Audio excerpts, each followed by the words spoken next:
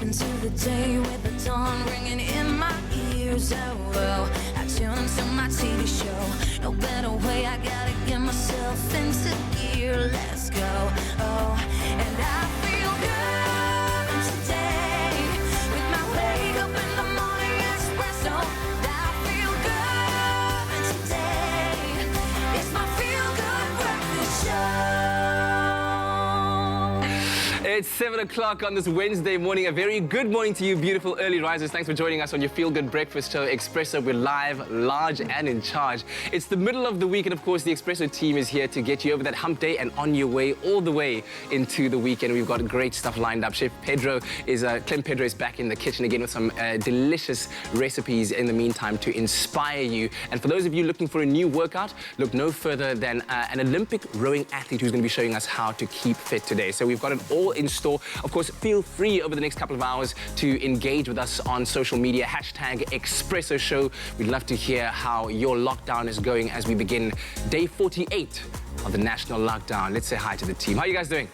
Day 48 in Cat. We are doing fantastic. Day How are you, 48. How did we get here? How are you doing? I don't even know where I am. It's crazy. It's been so long. We stopped keeping count, but trust us to keep you guys informed and updated on everything and anything happening in the world. But also, you know that we love reaching out to you on our social media platforms, right? Indeed, and we're obviously asking everybody and you beautiful people at home, what have you celebrated and what special occasions have you celebrated during the lockdown? And on top of that, how did you make it something that much more special, considering all the obstacles we've faced? Yes. Kukle, have you done anything special to remember? Nothing dramatic, nothing drastic at all. I mean, it's just Mother's Day. Most recently, we celebrated Mother's Day. So what we did was obviously virtually talk to our mom and like send her a little some, you know what I'm saying, to go get some essential stuff. So that's the most that we've done. But I've seen on social media that people are getting married, Ryle. Yeah, you know, with cardboard as guests. I have seen that. It's been very, very baby showers, you know. Baby showers, I think so many different events, occasions, collaborations of concerts, you name it. We want to see what you've been up to at home though, of course, and let us know on our social media channels and tag us at expressoshow.com. Otherwise, join us on Facebook, Instagram or Twitter. But let's catch up with Kat and see what's happening in the news. Well, 2 minutes past 7 o'clock, let's take a look at those news headlines on this Wednesday morning. On the national news front, symbolic candle lighting ceremonies across South Africa yesterday honoured the selfless role of nurses in the fight against COVID-19. Health Minister Dr. Zweli Mkhize commemorated International Nurses Day at the King Edward Hospital in Durban. He said nurses should be commended for their efforts in combating the coronavirus pandemic from the front lines. He added that he is committed to ensuring that no nurse will be allowed to treat or screen COVID-19 patients without critical equipment. Meanwhile, the country now has 11,350 confirmed cases, with the death toll rate steady at 206. Now, Limpopo police yesterday cautioned community members of all days near Louis Trichardt to be extra careful after a pride of lions, 5 males and 2 females, escaped from their cages in Ingongo Safari's game park on Monday night. Now, 3 of the 7 lions have since been captured, while the remaining 4 are still at large. Now, the lions were first spotted by community members roaming the area opposite Speaker Park Phase 1 and 2 early yesterday morning. It was not immediately clear how the lions had escaped. On the international news front, 2 babies and 11 mothers and nurses have been killed in a militant attack on a hospital in the Afghan capital. Another 15 people, including a number of children, were injured when several gunmen attacked the Kabul hospital yesterday morning. Some 140 people were in the hospital when the gunmen began their attack. Meanwhile, in the east, a bomb blast at a police funeral killed at least 24, with dozens more injured. It is not clear who carried out either of the attacks. Now, the Sudanese Prime Minister has rejected an Ethiopian proposal to sign an initial agreement over the Grand Ethiopian Renaissance Dam in the River Nile. The dam will be nearly twice as large as Lake Tana, Ethiopia's largest natural lake. Egypt and Sudan are concerned that the dam could severely reduce their water supply. Ethiopia wants to start filling the dam's reservoir in July in order to start producing hydroelectricity, and he said it is ready to do so even if no consensus is reached. And now, how kindred spirits across the Atlantic Ocean bonded over more than 170 years ago. The Choctaw Nation in America sent $170 to starving families in Ireland during the potato famine, although itself very poor. Now, a sculpture in County Cork in the province of Munster commemorates the generosity of the tribe. And now the Irish people are repaying the old kindness, donating to a charity drive for 2 tribes suffering in the COVID-19 pandemic. The fund has so far raised more than $2 million to help supply clean water, food and health supplies to the Navajo Nation and the Hopi Reservation in Arizona. The Choctaw gift to the Irish at the time came not long after the United States government forcibly relocated the tribe in a march across thousands of miles known as the Trail of Tears that left thousands of people deceased along the way. Now, Gary Batten, chief of the Choctaw Nation in Oklahoma, said the tribe was, quote, gratified and not at all surprised to learn of the generosity of our special friends, the Irish. Now, taking a quick glimpse into the world of entertainment this morning, a new report claims that 94-year-old Queen Elizabeth may possibly not be allowed to continue with her royal duties for years due to the risk of catching the coronavirus. This precaution also takes into account the safety of her husband, Prince Philip, who turns 99 next month. Both are currently isolating at Windsor Castle, where they've been since mid-March. Now, this enforced absence is expected to be the longest time she's been kept away from her royal duties in her 68-year reign. The monarch continues to be busy conducting weekly meetings with the Prime Minister by phone and keeping in touch with her family by phone and video calls. Meanwhile, Buckingham Palace will be closed for the summer for the first time in 27 years. And on that note, let's take a quick look at the weather. Here's Kuhle.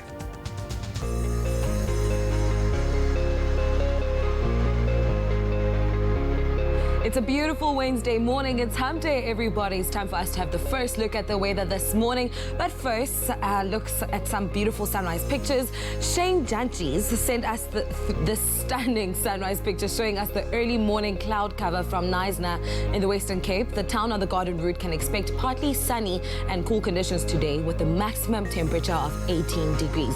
Thank you so much for that sunrise picture. Annalie Lowe wishes us a happy Wednesday with this gorgeous sunrise picture of the sun warming up the grey Cape Town sky to a radiant gold. The mother city can expect partly sunny conditions today with a light westerly breeze of 7 kilometers an hour, reaching a high of 19 degrees. Thank you both, Shane and Annalie, for sending us your beautiful sunrise pictures. We hope that you have a great hump day. Now, the South African Weather Service has said it will be a fine and warm day for most parts of the country. Mostly sunny for Polokwane with a maximum of 25 and a minimum of 9 degrees. And the highest temperature in the country for Mbombela with a maximum of 31 degrees and a minimum of 14. Pretoria, 10-24. Hazy sunshine for Johannesburg at a low of 7, reaching a high of 22. Mahikeng, 6-25. A light westerly breeze of 11 kilometers an hour for Klerksdorp at a low of 3 degrees and a high of 24. It's a sunny day in Kimberley with a maximum temperature of 22 and a minimum of 4. And the coolest start to the day for Bloemfontein with a low of 0 degrees today and a high of 21. Now, widely separated afternoon thunderstorms for Richards Bay at a maximum of 25 and a minimum of 14. Pietermaritzburg, 7-21. Mostly cloudy and breezy with afternoon showers for Durban at a low of 16, reaching a high of 24. Mthatha, 4-18. Partly sunny and windy for East London at a low of 14, reaching a high of 21. Cradock, 3-20. A strong westerly wind of 30 kilometers an hour for Port Elizabeth at a low of 13, reaching a high of 20. George, 10-20. Sutherland, 1 as your low today and a high of 14.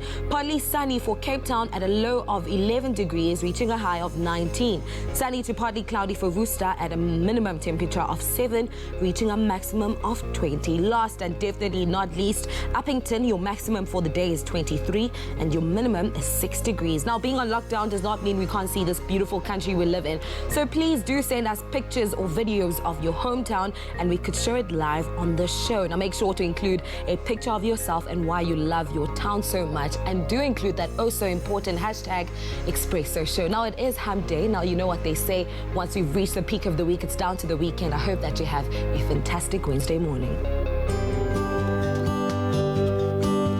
Pharmadynamics, effective, affordable healthcare.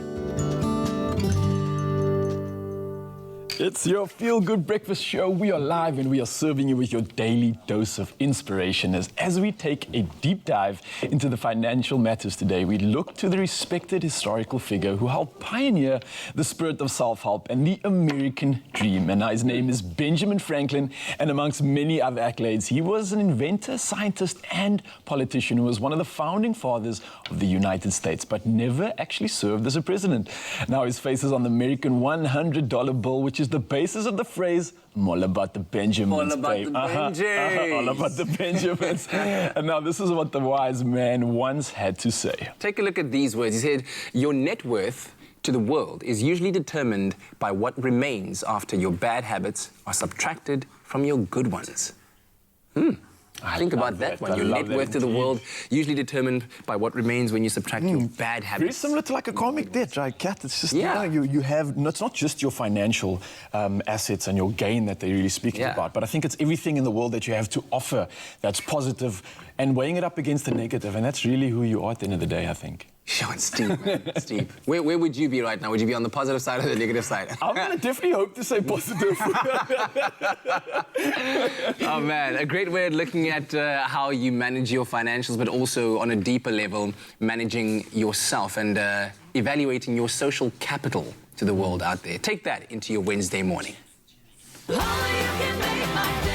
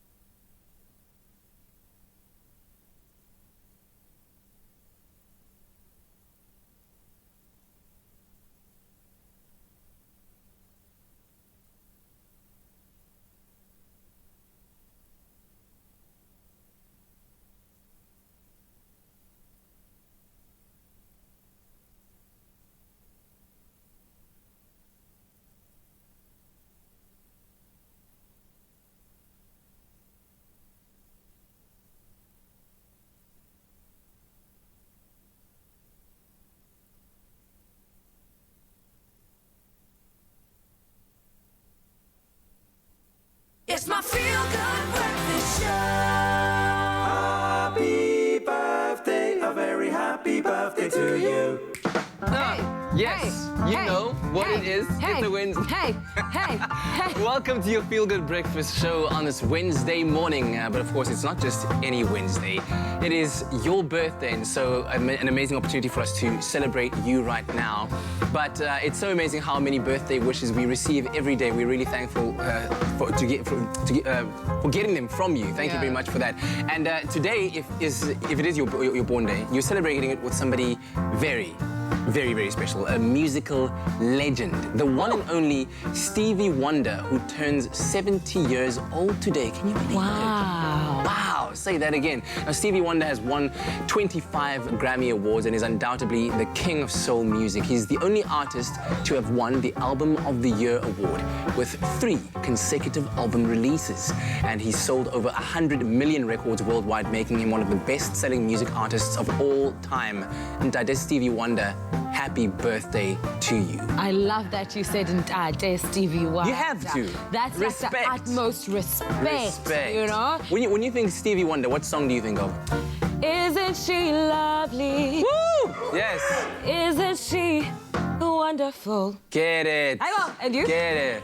I was thinking, I just called to say I love you. Hey, And didn't he give us happy birthday to you? Happy birthday to Cause the ribbon in the sky for our love. An entire medley. Listen. Signed, sealed, delivered. Oh, yo!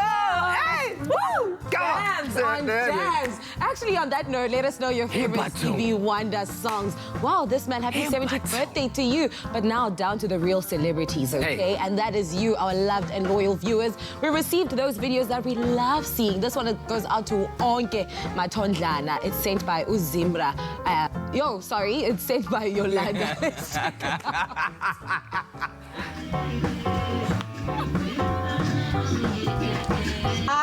Hi. So I'm doing this video to wish Uonke Matodlana a very happy birthday. Happy birthday to me. I hope you enjoy it. I hope the lockdown is not gonna take away your good times. After lockdown, we have Sunday Sabapa. Enjoy. Nice one, Dase. After lockdown, see on. Otherwise, enjoy quarantine birthday, Choza. Beautiful message. Thank you very much for that. Also now, a birthday wish for Matthew. The message reads, I wish my son, Matthew January, a very happy 6th birthday. May you stay this happy, smiling child, always full of energy, sometimes too much, which I can't keep up with. You're always eager to learn about new things and love you so very much, son. And this is from your parents, Matthew. Happy birthday to you. Happy birthday, Matthew. Then Amber also a message saying, wishing Amber a very happy 11th birthday. May God bless you from Ma Cheryl and your dad. Pam is also celebrating her birthday. Happy birthday to my beautiful mother, Pam Moodley. Thank you for everything that you do for me. I love you so much. From your daughter, Kovash, happy birthday to you. Sayuran is also celebrating his birthday. We wish our brother Sayuran lots of love, happiness, love, and all the stuff that doesn't cost a thing. We're wishing you a very happy birthday, brother. May God give you wisdom and peace. Have a fabulous day. Love from Viksha and Dia. Happy birthday to you. Then happy birthday to my son, Demiano Ricketts. We wish you many, many more to come. Enjoy your day. This is from Papa, Ma, Oma Toy, and Opa Marlin. Then happy 37th birthday to our brother, Maeli Olifant. May you be blessed more black child. This is from your brothers as well. Happy birthday, Maeli. Last but not least, Meme is celebrating her birthday. Happy birthday to Meme Mpume Kize. May God bless this new chapter of your life and be with you until the end of time. Those were absolutely beautiful birthday messages. And if you would like to send your loved one a birthday message as well, do so by simply sending us a birthday video to 071-640-6551 or email your birthday wishes to birthdays@cardova.tv. Congratulations to everybody who has managed to turn another year. Happy birthday today. Listen, it's time for us to have some kitchen inspiration. Take some inspiration from our trusted chef, Clem, over here, the main man with the recipes. Hopefully, over the last couple of weeks, you've taken some time out to really dig into your pantry and find those really interesting recipes and really interesting ingredients to bring to life. Now, all of this quarantine time that we've all been having has reconnected us with our loved ones, sure, and that's fantastic. Our passion for food and cooking has taken a new form altogether, but the latest Taste Magazine Made at Home edition is packed with homely winter recipes like a pantry pudding, oven roasted soup, and cheese bolognese. And today, Chef Clem is going to be cooking the cover, guys, taking a look at this taste cover and really recreating it and bringing it to life. We're making potato bread, tomato soup, and roasted raclette. What is raclette? Raclette is a beautiful creamy cheese that loves heat. As soon as it gets heat, it becomes soft, ooey and gooey. You can spoon it. Oh, it's delicious. Like, I like making it nice and ooey gooey, taking vegetables and like dunking it in there. It's like a fondue on its own. It's amazing. So wow, this is great. So that's on the cover of the Taste Magazine at the moment. But we're going to be making that. We're making this. Oh, wow. I just saw something. Jan Hendrik, you know. I love Jan. I love amazing. I just saw. Not only is his cremora tart in here, not only is peppermint crisp tart in here. Yeah. His milk tart recipes in here. Okay, Clem. Like, I feel like we should cut that out and just like frame that. We're gonna have to frame that, but you're gonna have to make it. South Africa, do you want to see us make Jan Hendrik's? I'd like for us to please try and make that. Everybody's agreeing, Kat's agreeing. We all are eager and keen for that. Please, we have to make that. Do you think we should try and even get like a little call from him? Could you do that? You know, I know people that just make things happen. I think you should. Okay, so Do you want to use my phone? Hey, do you have airtime? You got Jan Hendrik's number on your phone? Okay, you're going to call him after the show. Okay, yeah. Fantastic. So what I'll do, I'll chat to my friends at Willie's. We'll arrange to make not only make his milk tart, Okay. to actually get a little video message from me. How about that? Clem, you know what? All of this is just too much. You're giving me a headache. I know. Okay, I feel like let's I've get done my it. job. No, please, come back. I need you to help me. Okay, the recipe. Okay, So, cool. we cook in the cover today, Yes. which is this amazing, deep, rich tomato soup, which is going to be served with potato bread and that delicious raclette. But, so I couldn't find some raclette yesterday. Amazing alternative. What is some it? brie cheese or camembert. You can see as you pop it into the oven, ooey gooey, delicious. You take Okay. the bread, you dunk it in that soup, get the cheese. That's the thing. At the end of the day, that's what you're looking for. You're looking for that ooey gooey, right? Exactly, that ooey gooey. So before, love it. I was going to start with the bread, but I know me and baking, messy. Let's start off with the soup first. Okay, cool. So what you do is you take your whole peeled tomato. Changed my life, yes. Ah, amazing. Yes. Pop it in an oven tray with some garlic, some olive oil. Okay, and you roast it. Okay. When you roast it, you reduce that excess water that's in there, intensify that tomato flavor. So how long you do roast it for? I would say about half an hour. Okay. But just get that nice char. Actually hold it up so you can see. You got a bit of that like charry color on the tomato. Yes. That's 100% flavor. That's when you know also that it's ready, I suppose. As well, right? Yeah, exactly. Fab. So, Okay, cool. into a pot now, you take your beautifully roasted tomatoes, garlic, olive oil. It smells intense, so good. You know that's going to be amazing. I can smell all of that coming through. It smells so flavorsome. Flavorsome, that's kind of the key right now. Yeah. Because it's only about to get more flavorsome because we're going to add fish sauce. Oh, yes, Clem. It's like umami I was going to say, it smells like home already, but just adding that fish sauce is going to take it to a whole new dimension altogether. It's got a quite strong smell, but whenever I smell it, I know something amazing is about to come. Put it in it's got that intense fishy flavor, but that fishiness disappears. You end up getting this beautiful savory note that comes through. Absolutely amazing. We've got some stock going in. Oh, nice. You what always? stock is that? This is, you could use a chicken or a veggie stock. Okay, cool. What are you using? This one is a chicken. Okay. Yeah. Tell me about your always. Now, always look at the Taste magazine and think about the amount of work that it takes to create all of those meals and actually present them in the way that they do on the magazine. It looks like it takes teams and teams and teams of people to do that. I used to work for Taste magazine. Way back when, yeah. And so you would know the amount of work that it takes to just get that cover right. But the fact that you can do that and make it at home using really stuff that most people will have in their pantry already now is just so mind-blowing, I think. It's so mind-blowing. And yes, it's a lot of work that goes into it. It is a big team.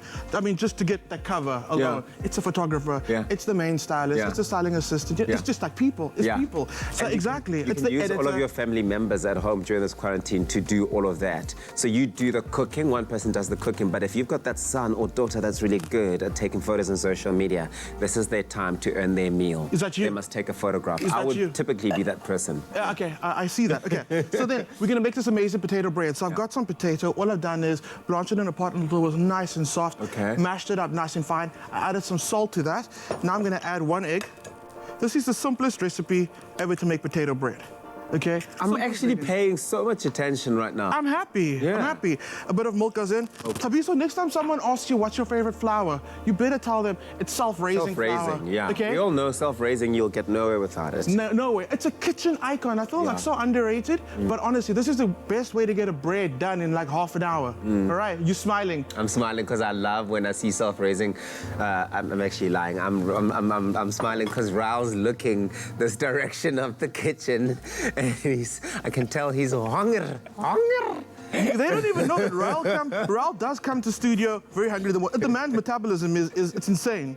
It's insane. So Raul brings like 7 Tupperware containers, guys, and it's not a joke. It's a real thing. It's a real thing. In fact, please, social media must take a photograph at the end of the show. You must see him waltz in with all of it. He preps for the whole week. This man hasn't cooked any food since the lockdown started because he's got his supplies sorted just from the recipes we make. The lights might be bright, but it's extremely shady. Right now, but it's okay. Okay, so a bit of flour. No, we absolutely we love him. A little bit of flour on your surface. You're gonna take out your potato and your flour mixture. We're gonna knead it now. Okay.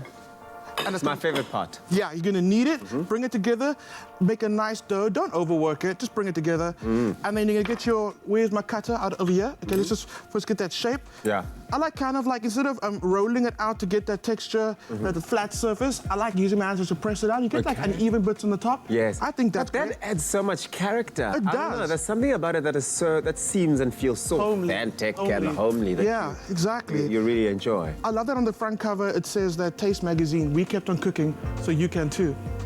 I love that, because I mean, that's exactly what we've done in studio as well, is it not? Well, that is exactly it. Okay. And the amount of people who've been inspired, I mean, we get so many pictures of people who've tried out the recipes on social media. We love seeing that. Yeah, absolutely. So what I do now is I press out the little rounds of it. Yeah. That's exactly what you want. Yeah. You see, I knew, now look at this now, Todzi. It's fine, there's water in the Okay. tap. Nah, it's good. I'm just gonna make life difficult for myself. I'm gonna pick up the masher. You don't want to blitz the soup. What you're gonna do is you're gonna just squish it down with your masher. Keep the texture of those potatoes, of the tomatoes. Keep the texture of the tomatoes. You want nice chunky bits in there. Oh, yeah, Yeah. okay. You pop it into your bowl. Let this reduce down till you get a nice thick tomato consistency. Okay. What I thought was really cool, pop your cheese in there, pop it back in the oven, let that cheese melt, ooey gooey. Get that right bread, at break the into top. it. You look across the table with the one that you're sharing this meal with. First of all, it's already starting to look a lot like the cover, and as you can see, that's what the final product looks like. Made at home, and it's taken very few ingredients to bring this to life. Chef Clem, honestly, when I say that you really are like a hero for me, I mean it. Not all And heroes wear capes. Sometimes we they wear... wear aprons. And on that note, On that note, Chef Clem, ooey gooey. Ryle, how you doing there, my boy? It's mine.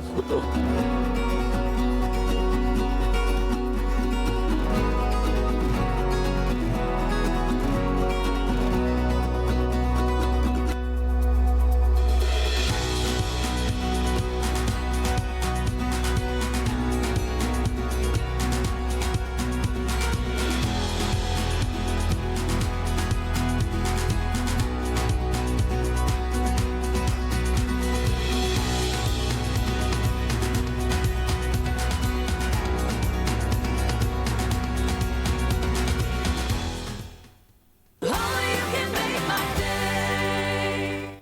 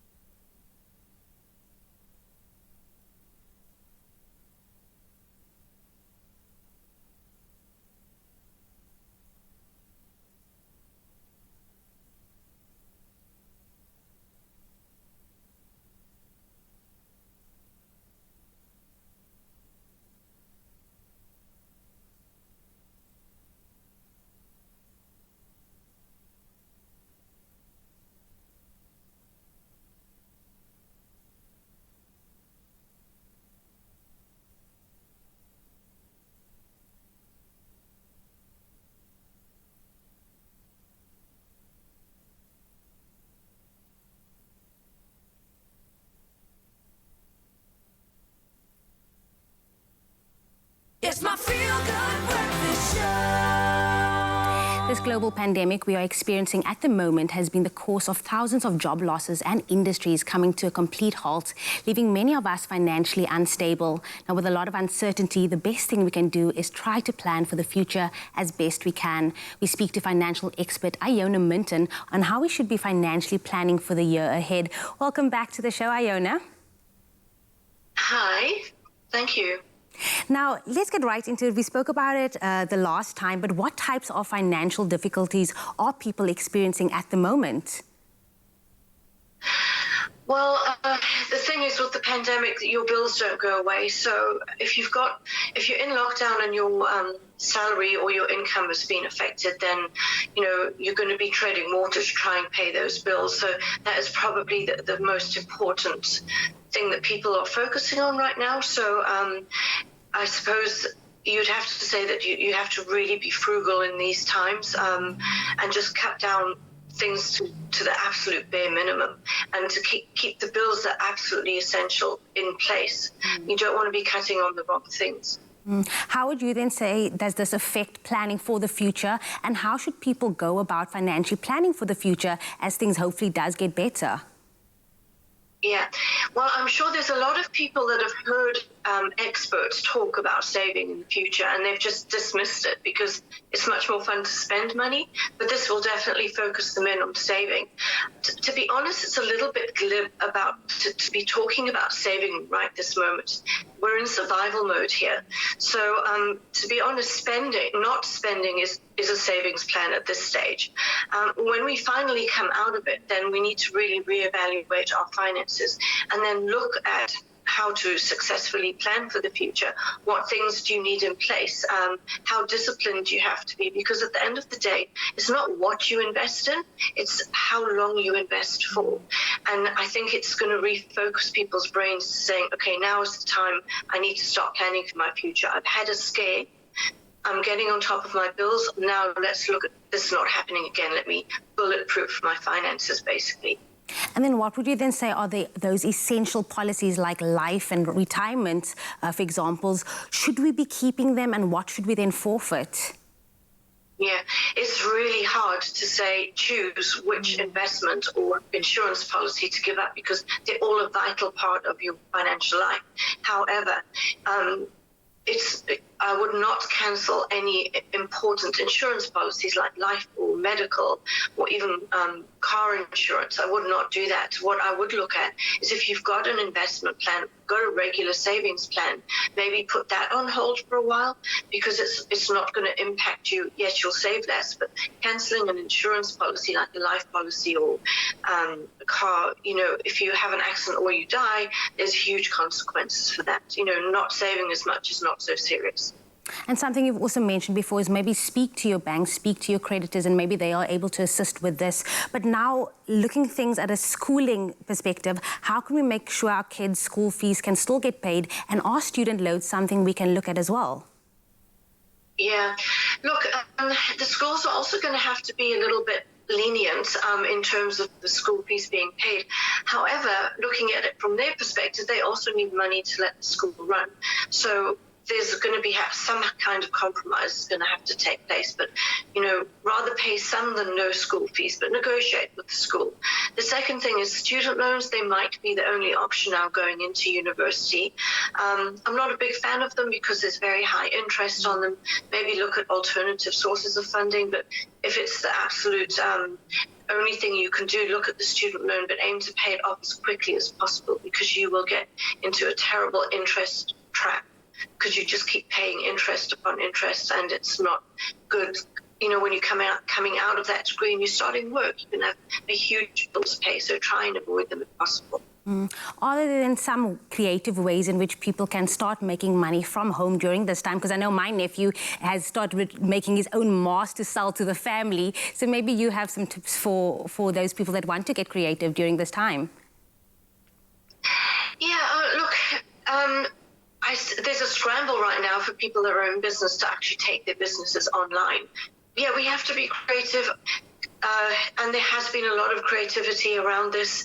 At the end of the day, you've got to look at what your skill set is and what part of your skill can be transferred to a place where you don't need to be face-to-face with someone. You might have to change careers even. But you have to look at it. You can't just be complacent and think that things are going to be the way they were. Everything's going to change. So I think it's a very good time for digital companies, people that can take their things online, but also a time for creativity, because a lot of the psychologists are saying that because people are staying at home and they're not in the treadmill going to work and coming home, that they are getting more creative. Their brains are being freed up. So use this time and say, reevaluate your career and say, can I change and can I do something that will not be affected by this kind of thing in the future. Reevaluate and plan. I think that's what you're saying in a nutshell. But Iona Minton, financial expert advisor, thank you so much for joining us this morning. It's a pleasure. Thanks for having me. During these uncertain times, it's important that we do the best we can to remain positive and calm. Calmets is a natural calmative that can assist in anxiety and tension through these difficult times. Calmets, a calmative of natural plant origin for nervous tension and anxiety, for both adults and children over 12 years of age. Well, our thanks to Iona for that much-needed financial inspiration. We all certainly need it right now. Definitely. But now, has anyone ever inspired you to change your life in a significant way that made you happier or made you feel more fulfilled? Well, if so, you'll understand that difference that positive inspiration can make in a person's life. And we want you at home to nominate these positive people in your life as your lockdown legend, and you both could win a game voucher.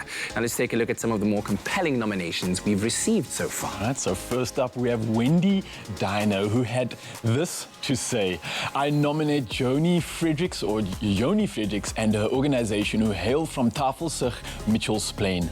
Her plight to fight the scourge of hunger within the community of Mitchell's Plain during this uncertain period is absolutely commendable.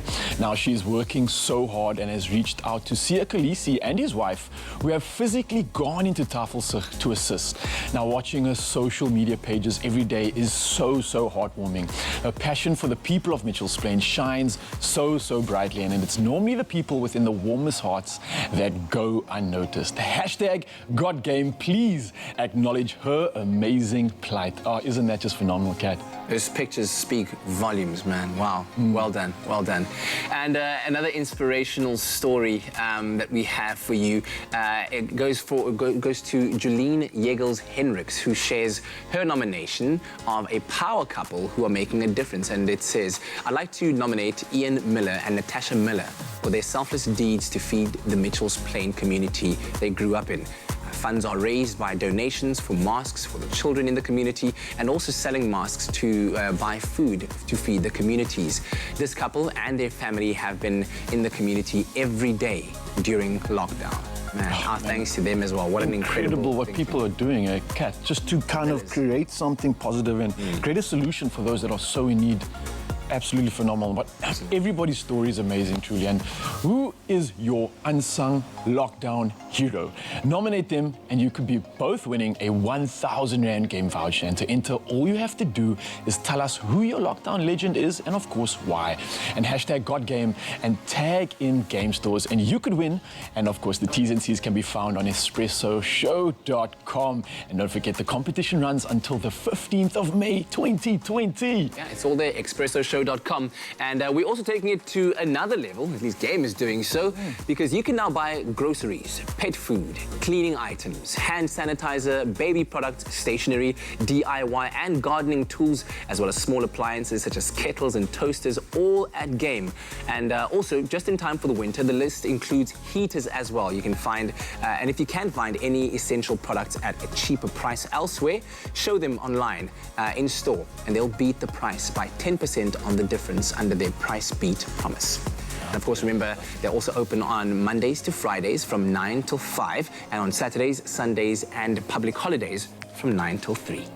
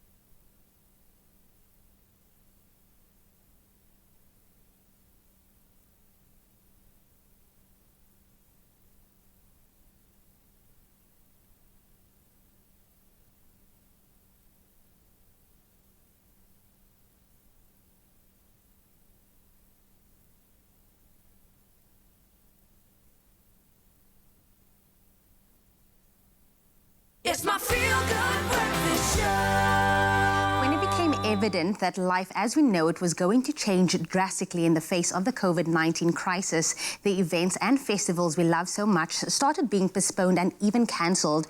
Now, on a more personal level, the hearts of many couples and their loved ones have been broken by having to make that awful decision to postpone and cancel weddings. Now, wedding designer and event planner to the stars, Xavier Kotso-Breton, joins us Expresso via video call to share more about the impact of the ongoing situation on the wedding and event industry. Welcome to the show, Xavier. Hi, thanks for having me. I love your shirt. It's awesome, and I think everyone should stay at home. Absolutely. I love you. By the way, I was actually speaking about you recently to Demi Lee Thibault. You did her wedding recently. How was that? Take me through that. It was awesome. Demi and Tim are really a sweet couple. It was an honor doing their wedding. We had a lot of fun. It was a 4-day event. And everyone had an immaculate time, and everything came out exactly as we planned. We were so happy, and then a week later we had Smeezy's wedding. So it was the most hectic 10 days of my entire life, but everything went swimmingly and everything was well executed. The drama, you are the wedding planner to the stars, but obviously now during this COVID-19, you are a bit more relaxed. How has this whole lockdown been for you? You know, everyone keeps asking us how the lockdown's been for us, and I think it's been tough on everyone personally, and especially for our industry. It's been quite something that's affected us massively. Obviously, no weddings can be held, no one can really work in this time, but it also has given me lots of time to spend with my husband. And to be at home and to reconnect, because we always care so much about our couples. We often never have the time to actually just play some Scrabble at night time. I don't know when last I had a Friday night that was open and didn't have a wedding. So it was like weird the first time that it happened. When did you first start realizing that things were changing and a lot of events and weddings are being cancelled? Our president spoke to us on the 15th of March and announced a limitation on gatherings. And that's when it really started changing. The very next day, we had a lot of couples phoning us in a panic. But luckily that night, we already sat down as a company and we spoke about what's going to happen, how do we see things going forward. And then when the president announced the lockdown, I think things got even more real. But yeah, that first Friday night, the following Thursday after the president's speech, our business and our home is in Mildersdrift, which is like the wedding mile of Gauteng. You know, there's multiple wedding venues in this area, and I have it's never been so quiet. Friday nights, it's usually you can hear distant music and you can hear people shouting and having fun and having a jaw. And for the first time ever, you know, on a Friday night, we heard like the owls and we heard like birds, and we were like, every single noise, we were like, what is that? What's going on? It's been hectic. It's very sad, and we're all having to adjust to this. But in your opinion and in your words, what does the future of the wedding and the event industry look like in South Africa? And is it clear by which level of lockdown it will be possible to have, you know, normal events again? You know, I think at the moment, with the information that we have, weddings and gatherings will be able to continue, hopefully under level 2 and 1. If at all under level 2 or 1. So it's been quite interesting how people have adapted to that knowledge. Every single industry across borders going through this, and the future of our industry is something that I feel very passionate about, in terms of weddings and celebrations are going to be even more important after this than they have ever been before. To celebrate with your loved ones, to have gatherings, to have thousands of people that celebrate in that special moment in time. So particularly weddings, everyone is going to want to celebrate. So best you know, as soon as people are allowed to have weddings, the celebrations are going to be through the roof. And we as a company are so ready to host anyone who is wanting to have their wedding as soon as everything goes down. Oh, we can't wait for that drama weddings, because you're always serving us those weddings. But have you heard of people that, you know, have been still having their special events and ceremonies in a modified way? over this time, I've seen some very creative things happen. You know, I saw a couple online that printed the faces of all of their guests and stuck them to chairs and did a little intimate ceremony at home, which I thought was so cute. And we personally have a couple who is supposed to be getting married in August, and the bride says, come hell or high water, even if it's just her and her future husband there with myself and my husband, and we have a little bit of a party, just the four of us, if we are obviously allowed to, and she celebrates later, a year from now, then that's how she's going to do it. I think we're going to see some very creative things happen in our industry. You know, if we have a limitation of 10 people, for example, on gatherings, you know, us personally, I'm going to do a flower school, or I'm going to do like a food experience for 10 people, and we're going to keep it super intimate. But I think everyone in our industry is just trying to have that creative outlet again. So whenever we are allowed to do something, best you know, we are going to be there. I'm going to do a drive-by wedding. I'm going to drive past Jimmy Nevis, and then that's how we're going to get married. So I'll invite you. I'll let you know the details of that, okay? But listen, maybe lastly, what are some of your suggestions for what people can do if they have a huge event coming up in the next few months and are not sure if they should postpone or cancel it in the midst of the current uncertainty? Look, our advice from our side is for people to really honor what our president has asked us to do. I think that is rule number one. Realize that we are all dealing with this in our own capacities, and that, you know, even though you might have an event coming up and it might not be able to happen, take it in your stride and really postpone rather than cancel. You know, by postponing, you are putting the supplier in a position where they are able to still have that business and they're able to have a way to move forward. You know, again, I want to reiterate how amazing and how important these gatherings are going to be once we are allowed to have them, and how special these events are going to be once everything calms down a little bit. But I think the thing that everyone needs to remember for now is be mindful not only of yourself, but be mindful of all South Africans and everyone that is honoring our president's wishes to stay at home. Zavion, star wedding planner, thank you so much for joining us on your Feel Good Breakfast Show this morning. Have a wonderful day further.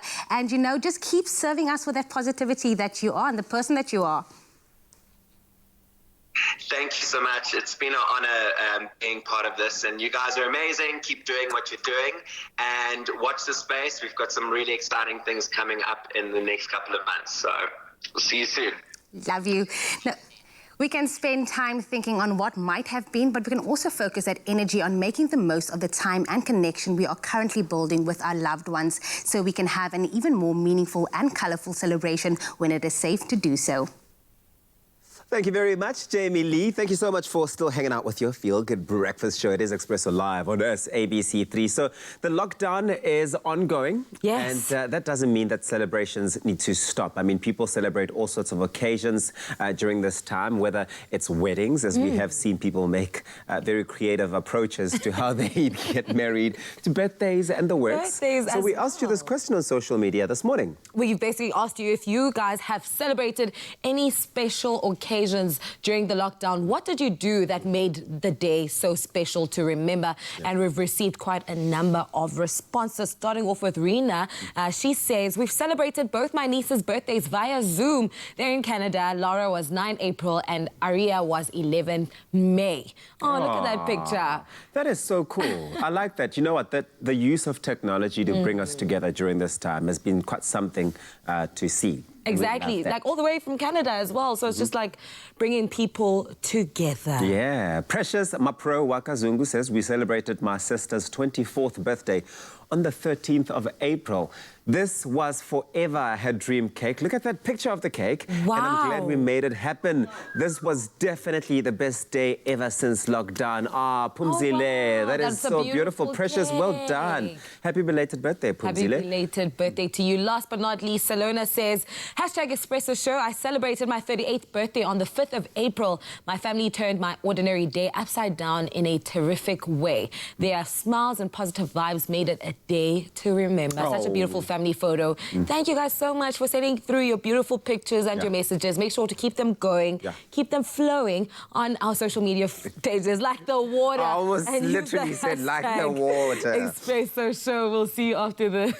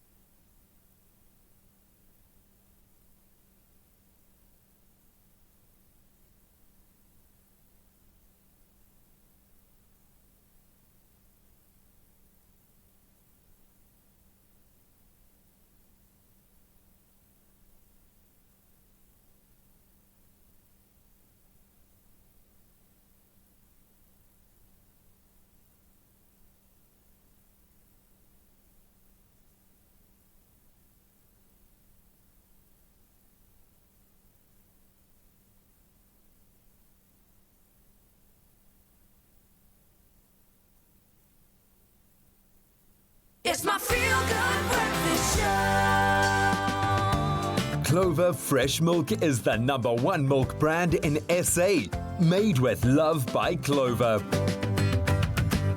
Welcome back to your Feel Good Breakfast show. Expresso right here on SABC3. It's a beautiful Wednesday morning and we are back in the kitchen because we've received so many delicious #LoveClover recipes during the Clover competition. And as promised, we have vowed to make a winning recipe right here on your Feel Good Breakfast show. Now it's time for us to announce the winning recipe. Congratulations, Shonice Natia Kok. You are this week's winner. Woo! Now, Shanice shared a pic of her mouth-watering Clover Fresh Milk Peppermint Squares, the perfect treat for any occasion. Today, we are making them for you. Now, let's get into it, Nicole. This is super exciting because I'm a peppermint fan and we all know that South Africans are peppermint crisp fanatics. 100%. Fanatics. So this one, I love this one because it's super simple. So we're going to add our full cream milk, just a cup, into our pot. Okay. And then we're going to put it on the heat quickly. Oh, so we're not preheating the stove? Yeah. So preheating it, we've got some sugar just for the sweetness. And we're just going to let this dissolve into the milk. And then once that's dissolved, it dissolves quite quickly.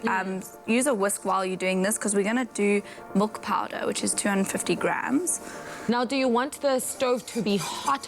Is it on high temperature or low temperature cooking? No, you want it on a medium heat. You don't want it too hot because you don't want your milk to reduce too much. I mean, you want to keep the volume in there. So just a medium heat. It's all just to bring it all together, really. You don't want it a vigorous boil. So we've added the milk powder. This is also going to act as like a thickener. Yes. And it helps it set. It's set beautifully. So just going to whisk this in with a little bit of butter. Okay, so in the pot we have Clover full cream fresh milk. Yes. And we have some sugar.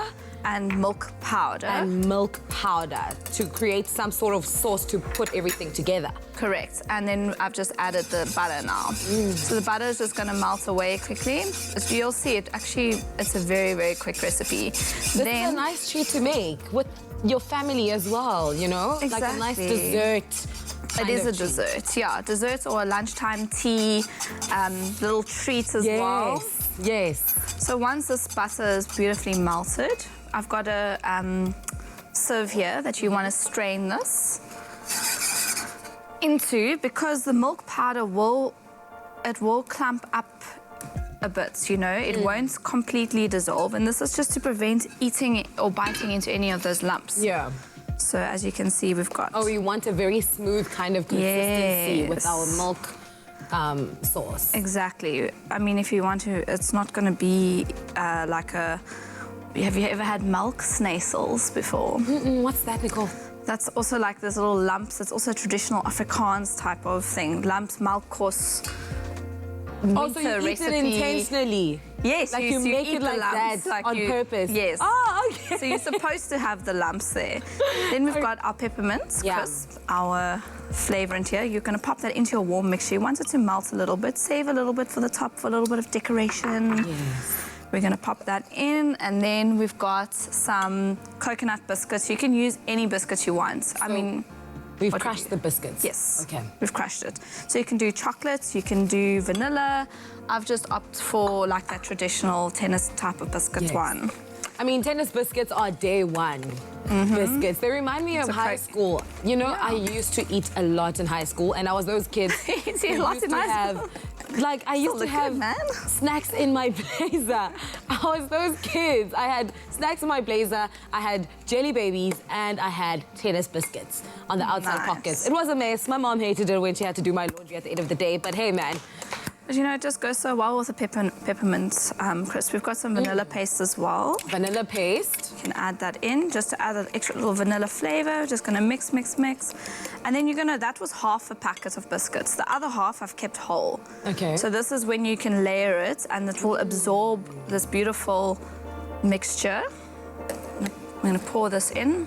Bueno, Shanice, this recipe of yours, where did you get it? Did you create it yourself? Because it looks so delicious. So awesome. Look at that. So then we're going to sprinkle this on top, pop it into the fridge to set, and Bob's your uncle and you're done. In the fridge? In the fridge. And just like that? How long does it take for it to set? I would give it to 3 to 4 hours because it's a warm mixture and you also want it to soak into those biscuits. Yes. And overnight is always best. I always say for a dessert that setting overnight is perfect. But if you're in a rush, 3 to 4 hours also. 3 to 4 hours. It's that simple. Thank you so much, Shanice. Now, just like Shanice, if you want, you know, your recipe to win, just make sure to enter the Love Pack competition on our social media platforms on Facebook or Twitter and post your favorite recipe, and we might just make it. Now there will be a winner every week, one winner every week until the 29th of May, and T's and C's can be found on expressoshow.com. If you want this awesome recipe, also visit expressoshow.com. Nicole? Are we going to dig in? Easy breezy. Beautiful. Easy, easy. Can't wait to dig in. Clover Fresh Milk is the #1 milk brand in SA, made with love by Clover.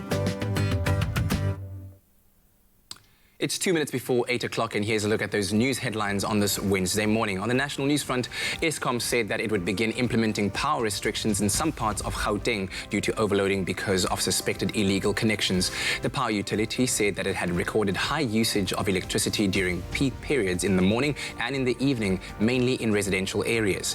Now, it said that it may implement power cuts in these areas on a rotational basis in order to cut rising costs. Gauteng's maintenance and operations manager, Motlhabane Ramashi, said that this was necessary to avoid systems overload. Now, the Department of Transport says it is particularly pleased with how the taxi rank industry is adhering to the 70% capacity regulation. Gauteng Transport MEC, Jacob Mamabolo, says the taxi industry's level of compliance with the lockdown regulations is remarkable. He visited the Mabopane taxi rank north of Pretoria to inspect compliance and sanitizing of the rank. Mamabolo says a lot has been achieved in terms of compliance with the lockdown regulations. The Mabopane taxi rank is one of the largest ranks within the city of Tshwane. On the international news front, Russia has confirmed 232,000 cases of COVID-19, the second highest toll in the world after America. In the last 24 hours, the country has reported 10,899 infections, the 10th consecutive day that this number has been above 10,000. Among the infected is President Vladimir Putin's spokesman, Dmitry Peskov. Now, he's the latest high-profile official to test positive after Prime Minister Mikhail Mishustin also caught the illness. Despite the high number of confirmed cases, Russia's death toll is only 2,116. Now, China has deployed a team of 17 doctors and donated a consignment of medical equipment to Zimbabwe to help the southern African nations fight against COVID-19. The medical experts from Changsha, the provincial capital of Hunan province, have also brought along medical supplies, including ventilators, face masks, and PPEs. The medical equipment is a donation by the Chinese provincial government to Harare. COVID-19 cases in the country have risen to 36, along with 4 virus-linked deaths and 9 recoveries. And now the story of 3 very unusual friends in Hoedspruit. A most unusual bond between a white rhino, a shepherd dog, and a sheep has Hoedspruit's Endangered Species Centre in awe. Now, Esme, the white rhino, arrived at the centre in October of 2017, then not even a month old. Now, not taking to her mother's milk, she almost died of starvation. But through the support of the centre, she grew strong and consequently formed a solid bond with David, the young sheepdog. Now, rhino and dog soon became inseparable. They hardly ever left one another's side and snuggled up together every night. Then last year, a young ewe named Millie was welcomed to the centre as a surrogate mother, and it didn't take much of encouragement for the friendship of 2 to expand to 3. And today, Esme, David and Millie are the best of friends. Hoedspruit's Endangered Species Centre posted an adorable video of the 3 exuberantly chasing one another, playing and romping. And you can follow Esme on her blog. And now turning our gaze to the world of entertainment, star of the American hit sitcom The Office, John Krasinski, has been lighting up people's lockdowns since he started his socially distanced YouTube talk show, Some Good News, which has been creating great opportunities for the reunions of casts from beloved shows, as well as sharing feel-good news amidst the current COVID-19 pandemic. Now, this past Sunday, a newly engaged couple who are huge fans of The Office got the surprise of a lifetime when John and fellow Office castmates, including Steve Carell, Mindy Kaling, Ellie Kemper, and the rest, surprised the couple by reuniting on a Zoom group video chat for their wedding ceremony. Now, the couple, John and Susan, got engaged in the same way that John's character Jim proposed to Pam on bended knee outside a petrol station. Now, the couple has requested for John to attend their wedding, which he received, but has said that he wouldn't mind officiating the wedding instead because of social distancing, before revealing that he had just been ordained for this special occasion. Now, we know lockdown has created the necessity for some unique wedding ceremonies, and this is certainly a very special one. Well, on that note, let's take another look at your weather for the day. Here's Sabiso.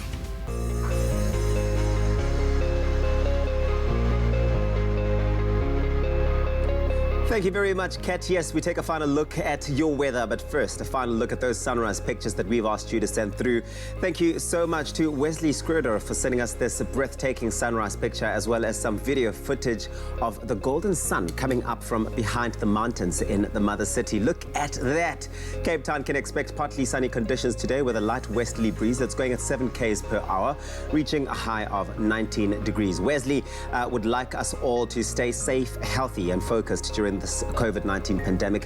Thank you very much for your words of encouragement, Wesley. We appreciate that. We've also asked you to send in pictures of your very own town and show us and tell us what you miss during this national lockdown.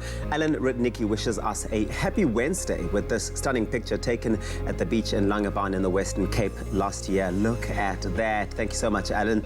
The holiday town along the Cape West Coast can expect partial sunshine today, reaching a high of 21 degrees. Thank you to both Wesley and Alan for sending in your sunrise pictures and, of course, that beautiful video. We hope that you have a fantastic hump day.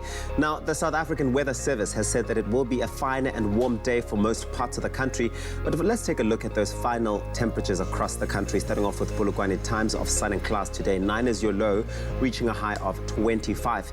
If you're out in Mbombela, you've got the highest temperatures in the country for today, 14 and 31. It's a sunny day with hazy sunshine for the capital city. City. Pretoria 10, reaching a high of 24.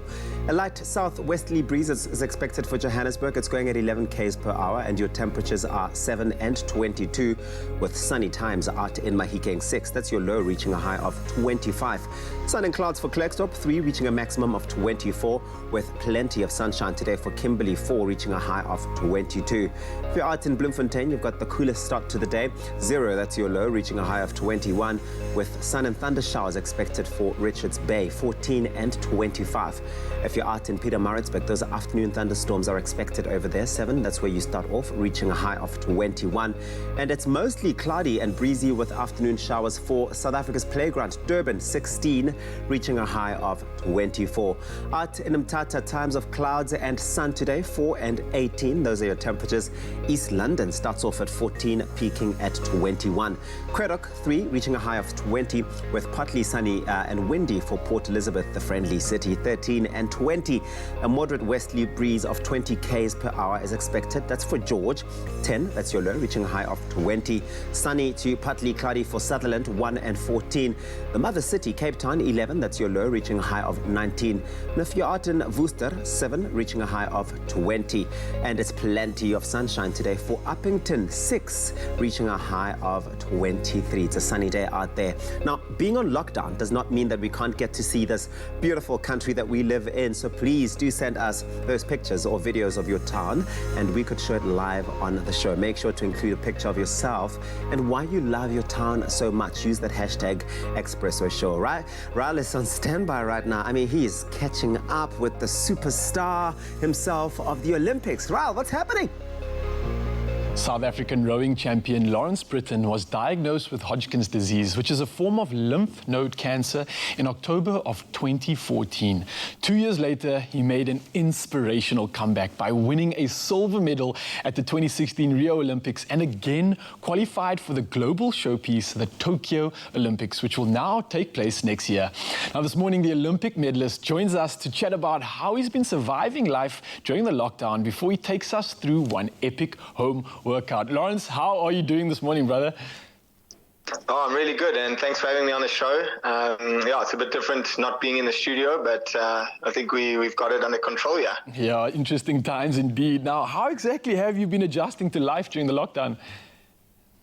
Yeah, it's been a serious adjustment because we were up in Lesotho in the mountains there training for one of our final preparation blocks for the Tokyo 2020 Olympics. And then obviously the outbreak started happening whilst we were up there. And after 2 weeks, we had to cut our camp short by a week and rush back home so we could get home, get unpacked, get set up before lockdown kicked in, and we were stuck up in the mountains. So yeah, it was a real big adjustment, and then having the Olympics postponed a year was quite a big adjustment for us. So we've done a lot of work to make that change and to mentally prepare for another year of training before we can really compete and perform on the world stage. Yeah, man, and I can imagine that must have been quite a big blow and something very difficult to deal with. It's not just like you wake up and decide, I'm going to go to the Olympics. A lot of work and effort goes into that. But take me back to the beginning now. How exactly did you initially actually get into rowing to begin with? So I'm from basically a rowing family. My family is pretty rowing crazy. So my dad raced and rowed when he was at varsity, and he almost went to the 96 Olympics. And I was 6 years old then, so I got to see him rowing a little bit and competing. And then I have 3 brothers, and my older brother, I'm the second one, and my older brother started rowing when he went to high school, and he was just loving it so much. So I was like, well, I'm definitely going to give that a bash when I get to high school. So I went to school at Parktown Boys High, and yeah, from there I just kind of enjoyed rowing. It's such an awesome team sport. It's got such a good vibe. It's so nice to be out in the water. And yeah, I just really fell in love with it. And since then, all my brothers have rowed. We all have our South African colours for rowing, and even my mom is our team doctor. So it's just in the family, in the blood, I suppose. Oh, wow, that's incredible. The entire Lawrence family there is just made for this sport. That's incredible. But now talk about this big moment when you made that incredible comeback. You beat cancer. And then not only that, you went on to win a silver medal at the 2016 Rio Olympics. Wow, man. Can you please tell me more about this? Yeah, that was, even just thinking back on it, it just seems so unbelievable, unreal actually, when I think back to how that journey happened. And I think, after the cancer and after going through that treatment, you realize that things can get taken away from you so quickly. So I'd been given another shot to go back into the team and have a chance at the Olympics, and I definitely wasn't going to waste that or squander it at all. So I thought, this could be my only shot. You never know what's around the corner. So I really poured my heart and soul into the training. And yeah, it was just a fantastic experience. And I mean, Rio was so awesome, and the racing was just so perfect for us. It was really awesome to be able to line up on that Olympic A final and put your best race out and come away with something that you're really proud of. I think that will be a memory I'll really have forever. Man, this is just truly incredible. And to think that you did all of that and prepared for that with only 18 months, where some guys are putting 4 years into their preparation and coming out with a silver medal on top of it. That's just incredible, Lawrence. Now, once again, you've qualified for the 2020 Tokyo Olympics, which now has obviously been moved to next year. How do you feel about this postponement? I know it's very difficult for one training and now being told, listen, you've got to wait another year. How's that like? I think there's two aspects. So one is the postponement and actual, we were in our final preparation. We were training right at the peak, and the energy levels were building, and the team was coming together, and the boats were coming together, and we were really mentally right on the front foot and really on the attack. And then to suddenly have to adjust, add 12 months onto your plan, that adjustment wasn't very easy, because usually you have racing in the year. I mean, even if you look back 12 months onto last year, you're not really thinking about the Olympics. You're only thinking about qualification. You're thinking about the races coming up. Whereas now we have this extra 12 months with no racing and no plan. And I think that part was very tricky. So to come off that maximum intensity training to kind of like preseason training with nothing real, no racing or no real break in between was quite tricky. But I think we've made the adjustment really well, and our team has done exceptionally well in making that adjustment. And Roger, our coach, has really been crucial in understanding what our team needs to do. And then on the other side, I think it's a huge advantage for us. We have a very young team. We had a lot of people retire after Rio, so most of our team is very young. And having an extra 12 months of training and preparation is really going to have a huge advantage for our team, because if we can use the time cleverly and make the progress that it allows us to make, then we're going to have a really banger 2021.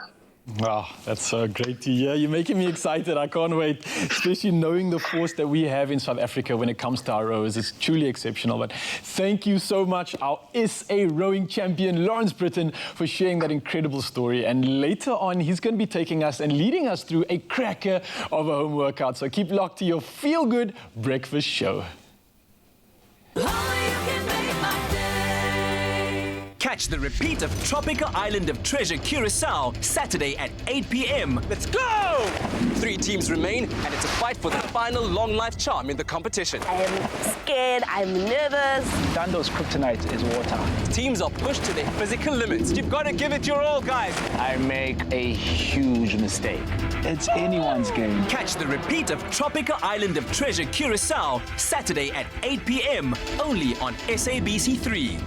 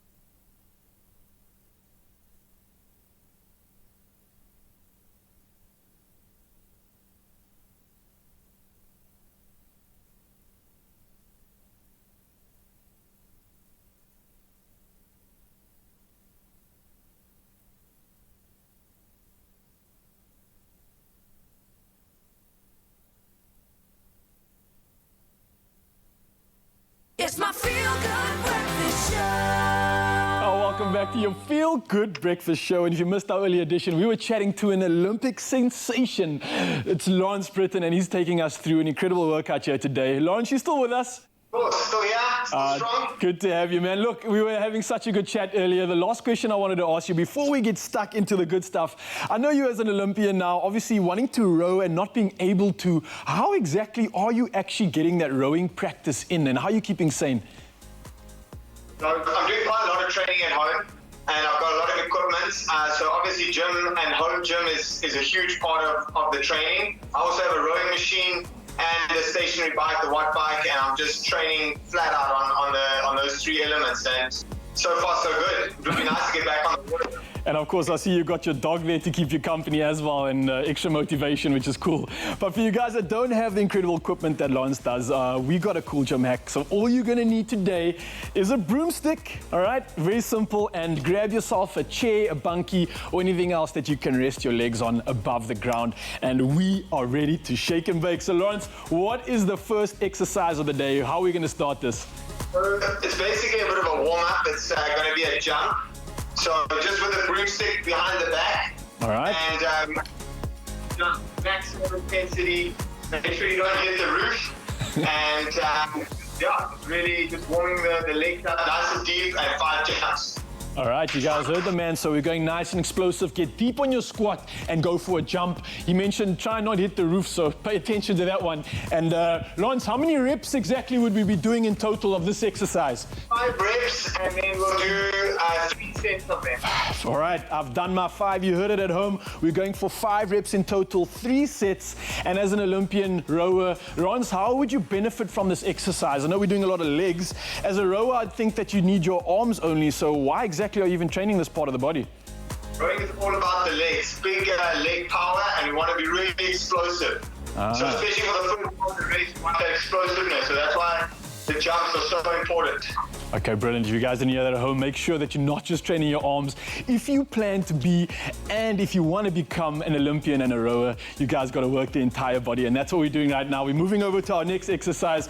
Kettlebell swing is just with a weight, and this is mainly to work the glutes and the lower back. I know a lot of people are sitting down a lot during the day, they're stuck at home, they're not moving around as much. So to really use the glutes and use the lower back to keep them warm and keep them fit and strong is going to be very important. Oh, Lawrence, you are hitting the nail on the head there. I think a lot of guys sitting at home during lockdown have been sitting at home and working on that lower back. So this is going to be a brilliant one.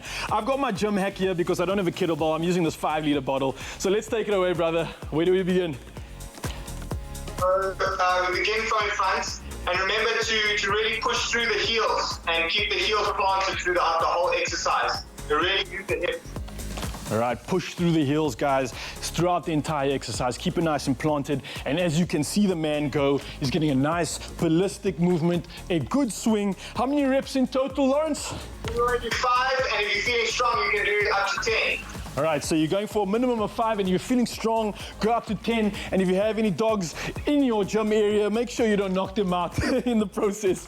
And I've just done my 10. Oh, feeling the burn in my glutes. Very nicely there, brother. That was a good one. Let's move over to the next one. What are we doing? Whew.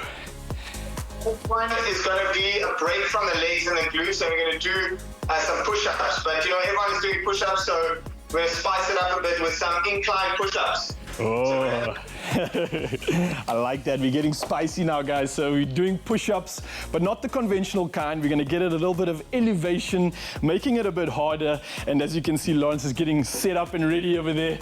Okay, I've got my chair. Feet are on the chair, right? All right.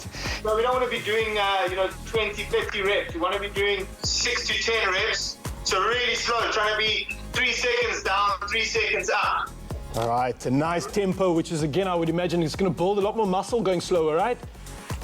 Yeah. 1, 2, 3. Oh, and if you thought push-ups are hard, you guys have to try this at home. 1, 2, 3. So Lawrence is saying we're going to reduce the tempo here, make it nice and slow. That's going to give us that eccentric load that's going to really build the size in our arms. And just me standing here, the core is also working overtime. So you don't have any extra challenges like Lawrence does in this video. You guys can go ahead and enjoy a nice slow tempo. 3 seconds down and 3 seconds up. And oh, my arms and everything else is shaking here. Is that normal, Lawrence? Whew, this is lovely. Really about working the muscles nice and slow. So you should be a little bit shakier to hold that speed. As slow as you can go, the better. I'd rather do less reps slower than more reps nice and quick and explosive. Oh, I love that. Speaking my language now. Go slower, control your reps. Essentially, it's quality over quantity here. And you're definitely going to feel a shake and a burn in those arms. This was a great run, bro. If you got anything next or anything else prepared for us, I'm already feeling this. The last one is just back to the legs and back to those glutes, and it's a nice lunge. All right. Again with the broom. I'm ready. So we're grabbing our broomstick again, once again, guys. We just finished the upper body, moving back downstairs. I've got my broomstick. We're putting it behind our head, Lawrence. Ah, there he is. All right, I'm ready. Broomstick is just to hold the posture, keep that back nice and tall and the shoulders back. Otherwise, you're going to lunge forward and you're going to put too much weight on that front foot. Okay, nice. And just alternating legs all the way down. Get that bit of stretch in the quad as well as we go down. All right, so you heard the man. We're keeping the broomstick here just to maintain our posture and keep our core correct. And then once we're lunging, he wants to get a good stretch in that back leg. So that would be when I'm lunging in this position, that's my leg on the behind over here. And that quad is gonna get an extra stretch, which I think is very important for these rowers. I always thought that they'd be using the upper body a lot, but it seems like the lower body is where all the power is to be had. How many reps in total, man? Whew. 10 on each leg, so it's quite a long one. Yeah, this is a goodie though. I'd imagine on a row you're doing a lot more reps than 10, so this is perfect training for that power, getting that ballistic movement and that speed in. Oh, and I'm feeling it now, especially on that quad with that big stretch. That was a really good tip. Loving it. Woo! Oh, all right, almost done, guys. 2 more reps, and last one. It is done. Lawrence, you have been absolutely incredible. It's so good having you in the studio this morning, man, and I cannot wait to see your performance next year in that Tokyo Olympic Games, man. I'm wishing you nothing but the best, and once again, thank you so much for being in the studio with us. Whew. Thanks for having me, and yeah, enjoy the exercises. Can do that, each of them, 3-4 times, and if you're feeling strong, push yourself and make sure it hurts. All right, you heard the man. So the rest of you guys at home, join us as we do this entire workout once again on Facebook Live, and we are gonna get our burn on. But stay tuned for more magic coming up in the show, and I'm gonna get back to business. Cheers, guys. Whew. Now, of course, we've been saying it that there's nothing smoother than winning with Tropica. And trust me, there are a lot of prizes up for grabs in this season of Tropica Island of Treasure Curacao. There's the LG TVs, dishwashers, G8X smartphones. There's guest vouchers and watches and accessories. And you could be one of the first to fly when travel bans are lifted with a trip for 2 to Amsterdam, courtesy of KLM. Plus, you could walk away with the smooth grand prize of a Suzuki Ignis. Now, of course, the more Tropica you drink, the more chances you have to win. As simple as that. And today, we're announcing our latest LG winner. On the line, we have Khadimele Pizzo from Christiana in the Northwest Province, who's the lucky winner of a brand new LG Smart TV. Khadimele, good morning and congratulations!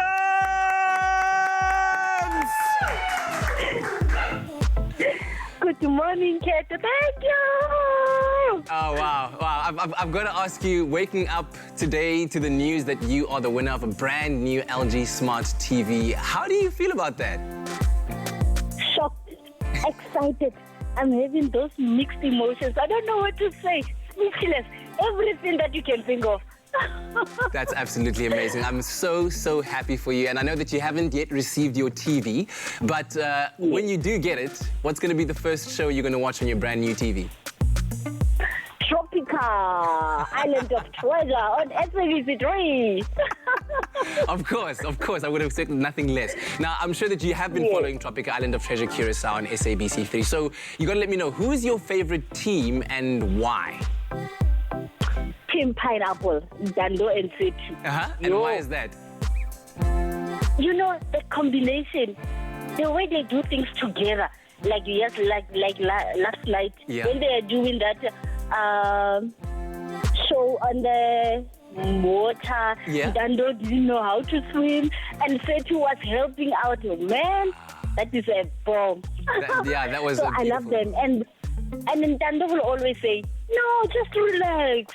It's just a game." So I love that about the team. It's nothing personal. It's just a game.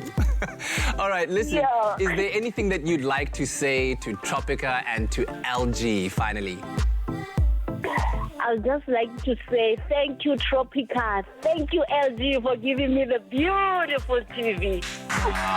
Wonderful. Congratulations to you, Khadimele, once again on winning the amazing LG Smart TV. Do enjoy it when it comes your way and keep on watching Tropica Island of Treasure in Curacao, okay? Thank you. Now, you've only got a few weeks left to win these amazing prizes that I mentioned earlier on, and all you have to do is follow the entry details on your favorite Tropica, and you could stand a chance of winning your share of 1 million rand in prizes. Plus, of course, as I said, there's a grand prize of a Suzuki Ignis. Find your smooth fortune with Tropica. Buy a Tropica, follow the entry details on the pack, and stand a chance to win your share of 1 million rand in prizes, such as a trip for two with KLM to Amsterdam, LG G8X cell phones, LG TVs and dishwashers, guest vouchers, guest watches and accessories, plus the smooth grand prize of a Suzuki Ignis. The more Tropica you buy, the more chances you have to win. Tropica, nothing smoother.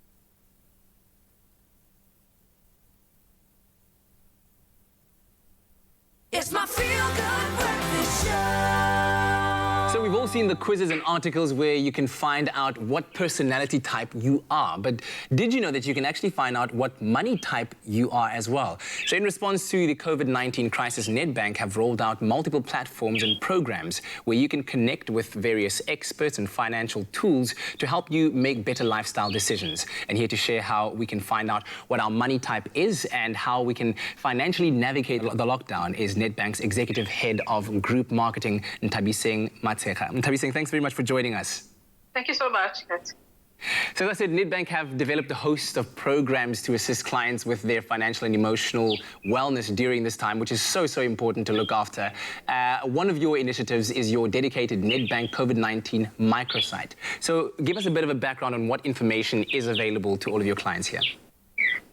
Well, we actually wanted our clients to know that we are supporting and standing with them through this time. And we've basically developed a response to COVID-19 through this microsite that actually helps people navigate what they need from their bank money-wise. So that's looking at how you can make better and more savvy money decisions through this time that last you beyond. And likewise, looking at how you and your actual daily situations with your family has an impact on some of the decisions that you need to make over this time.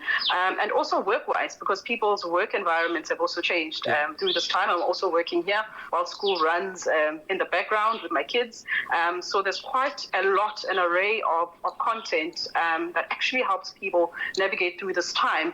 And we ensure that we are updating it regularly to speak to the most pertinent issues that people are facing in those three particular themes. So money-wise, life-wise, and also work-wise. Wonderful news. And another initiative that you've taken on is the Max Talks Money campaign, and we see a lot of it on our TV screen. So who is Max and what can we learn from him?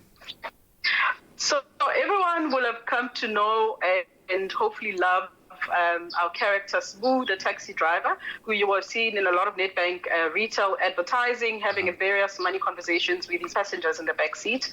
We've literally unmasked the actor, who in the adverts was known as Smooth, and his name is Max. And he literally looks at his own experience of the lockdown, everything from being an actor, not having much work currently, and taking people through basically what he's learning in terms of budgeting, how he's using the reprieves from interest rates, for example, to make sure that he saves and invests them well. And basically the entire vlog series just looks at saying, what do we learn or get to know about our current situation through lockdown that can actually help us change our money habits for the better. Now, another really exciting one is the Money and Emotions vlog series that's hosted by Dr. Tshepiso Matenji. Tell me about that one. So Dr. Tshepiso Matenji is a psychologist and financial wellness coach who we actually introduced to everybody last year when we launched a Secrets campaign, where we developed a series of money archetypes, so showing people how understanding their relationship with money was actually one of the root things to get right in terms of you making better lasting money decisions in future. And in the series, which we've actually named Emotions and Money, she actually looks at how the emotions people are going through now, whether that be anxiety, distress, worry, actually may have an impact based on your archetype in terms of what kind of money decisions you make over this time.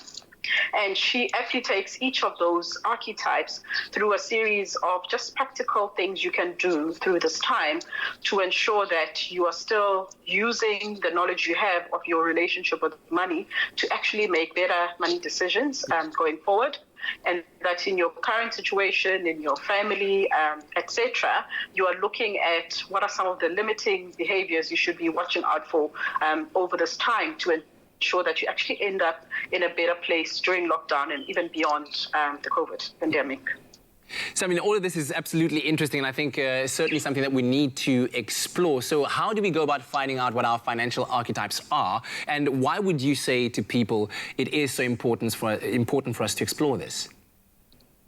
So to find out what your money archetype is, you can log on to netbankmoneysecrets.co.za, and on the website you will actually find the money archetype quiz, and you'll go through a series of quick questions that will land you in terms of what your money archetype is. And the importance of actually knowing your money archetype is because once you have a real understanding of whatever cultural background, formative years of your life, experiences you've had that actually shape how you think about, spend, invest, borrow money today, you're actually able to use those insights to catch yourself, so to say, in the kind of money decisions that you make today. And you're able to make sure that you keep your limiting money behaviors, at a back foot to be able to promote the good things about your particular archetype that will help you actually manage well at this time.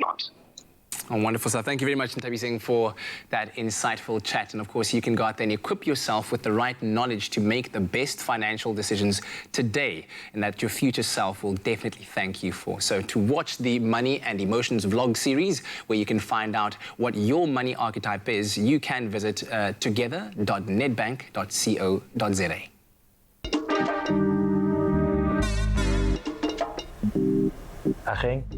So I'm chatting to Umalume Musa here. He's owned a small clothing factory for years now, and he's always inspired me with his success. But like a lot of businesses, this lockdown's hit him hard. So he spoke to his banker, and they've put together a tailor-made relief solution for him to help his business and his people get through this. Making your bank your business partner, that's a habit worth keeping.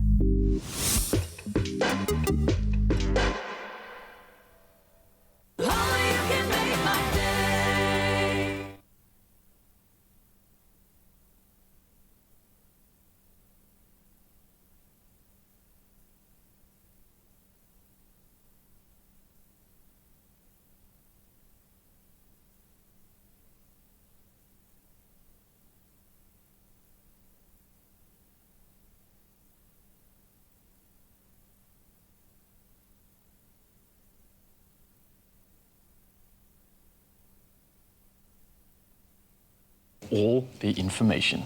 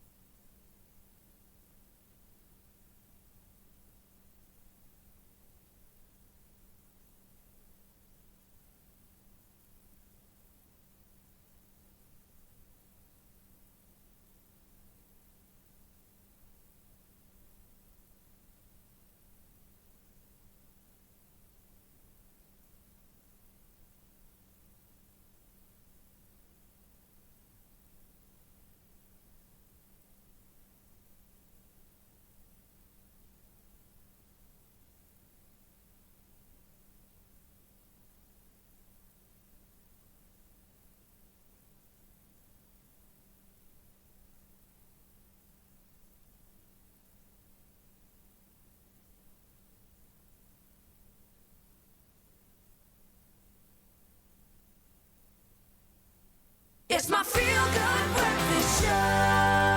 Adventure swimmer and local entrepreneur Adrian van Westenbrugge wanted to do his bit for charity as thousands of South Africans are suffering during this national lockdown.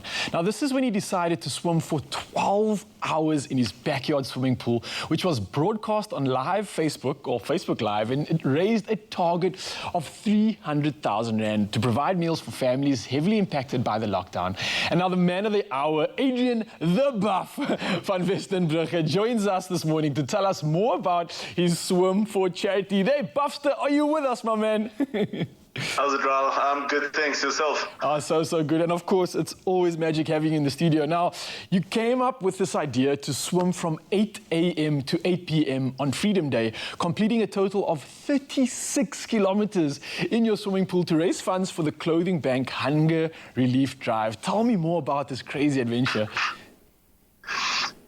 Yeah, I don't think I'll have a crazy idea like that in a hurry again, but well, I'll rethink it carefully before I open my mouth. Yeah, Raul, you know what?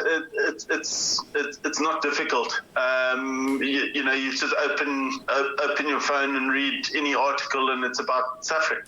Whether it's health suffering currently or the bigger plight for me is family suffering. And I'd had a particularly bad day just before Freedom Day. You know, having been exposed to open water swimming world, you'll know the 27th of April being Freedom Day is the day of the Freedom Swim. And that's the year, you know, that's when most people do their first Robben Island crossing. So feeling very sorry for myself, suddenly wiped all the fog out of my eyes and realized, geez, like, you know what, stop feeling miserable. You've got a beautiful home, you've got space to move, and there are a lot of people, and I've got food on the table. And Tracy Chambers, who runs the Clothing Bank, is a very good friend of mine. And when I saw their Hunger Relief Fund that they just launched literally that week, I just thought, you know what, that's quite something. And it just, the week before, Ryan Sanders had run around his house for 24 hours, 26 hours. And I just thought, well, you know what, I can last a long time in water. That's the one thing I can really do well. And because it was the Freedom Swim coming up and Freedom Day, the phrase, what's freedom without a plate of food, just rang, it kept me awake.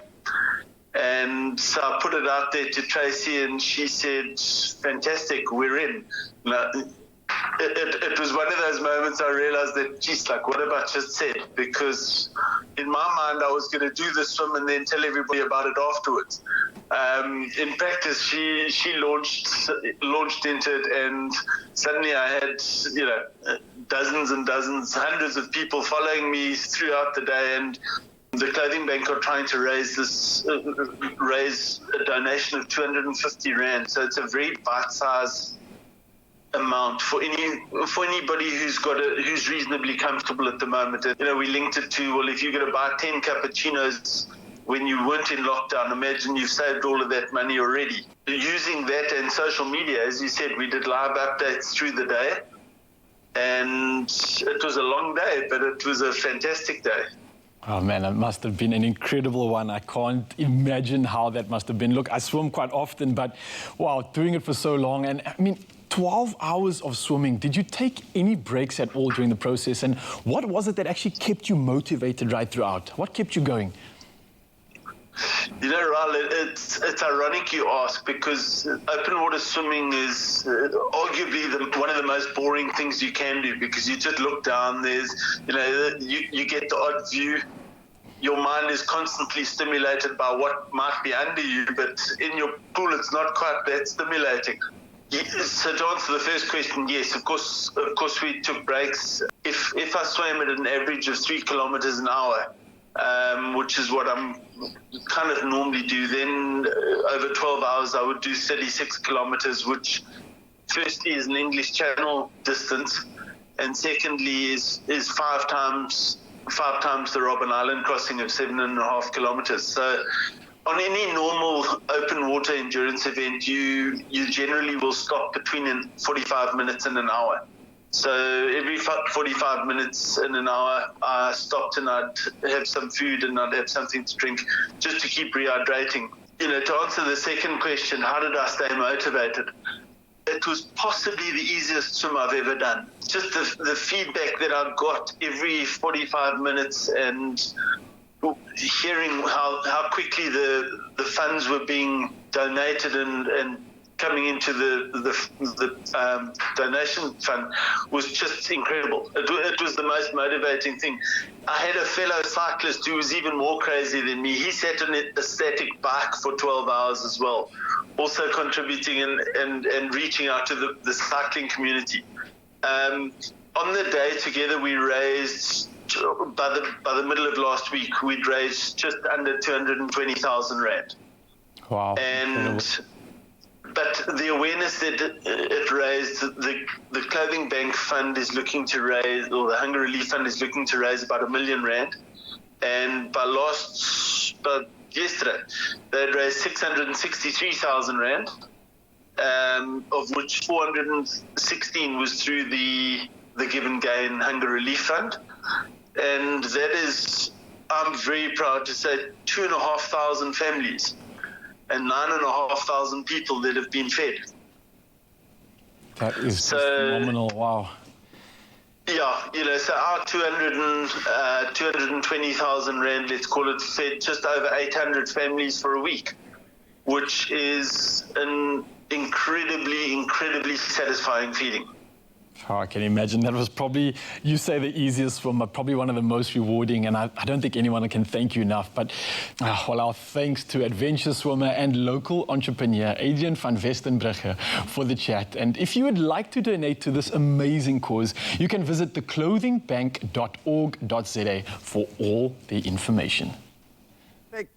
Thank you very much, Raul. Good morning. Time to bring it back to the kitchen once again, just before we wrap up the show. It's almost 9 o'clock this morning, but we still have enough time for a culinary trip to Paris. And today's pilot, Chef Clem, my favorite, is going to be showing you and me, or you and I, how to impress your lockdown family with a quick and easy apple tart tatin, a French classic. It is. Tatin or tatin? I like the way you said it because that's right. Tatin. Yeah, absolutely. Okay. So, what I love about this recipe is essentially you can make it out of 3 ingredients. Well, I see apples. Those 3 ingredients come from our daily difference. Okay. It's our puff pastry. All right. It's our golden delicious apples. Yes. And it's our brown sugar. Okay. So you could make this whole recipe with just those 3 ingredients. But I want to be extra. Okay. And instead of making a normal sugar syrup, I want to make a caramel. How are you going to do that? All right, cool. Okay. So, in a pan over here, we've got some butter, which I've already started melting. So, caramel essentially is made out of your sugar and your butter. Yes. You kind of bring those 2 together. Okay. And then you add your cream. Okay. And once you add the cream, and you let it reduce slightly, get that like golden brown, delicious, sticky, toffee color. And we're going to cook our apples in that. What alternatives could be used? Instead of? Cream. Milk? No, well, like I said, you don't even need that. You can. Oh, that's just you pull you this being whole recipe, extra. Yeah, Okay, you can pull up this whole recipe with just the sugar. What you'll do then is you'll add your sugar to your pan. Okay. Once your sugar starts to melt. Yes. And then you get like I'd say once it's 80% of all the granules have melted down, Yeah. you can add your apples. Then you add your puff pastry over the top, and that's all you need. You also need a bit of patience, because let's be honest, all those apples in there, to peel them to perfection in the way that you have done there takes a lot of, maybe not so much patience. This is called a speed peeler maybe for you need a a reason. And you know what? Okay, so this is like, some people have something that looks like this at home, and they've got the 2 little slots to the side that they like, you know, they peel like that, old school. No. Get yourself one of these. It's super inexpensive, and they're quick. And if you don't have that, at least you have the patience. And moms, you know, like I've bought so many of these for my mom, but she like hides them because she still prefers to get in there with a knife. It's nice and therapeutic for some people. Okay, cool. So you've got your apples peeled now. I do. So what we're going to do is we're going to use our corer to just remove the core of the apples. Yeah. What's it called? Corer? Apple corer. And then perfectly. There you go. Yeah. I love it. Okay, cool. So what we're going to do is remove those cores. And of course, the reason we're doing that is because we're going to bake these apples. So the apples are going to cook down. They're going to be super soft, super delicious. So we don't want that woody, fibrous core with the seeds in the middle. Yes, yes. Cool. So we're going to keep on doing that. Have you ever made a caramel? Type of apples for this? Well, red ones? Yes. Well? Okay. Yeah? You can, I mean, now let's actually talk about that. So golden delicious. They're pretty awesome because when you bake them, they don't break down in texture. They hold their shape. Yeah. Just become soft and sweet.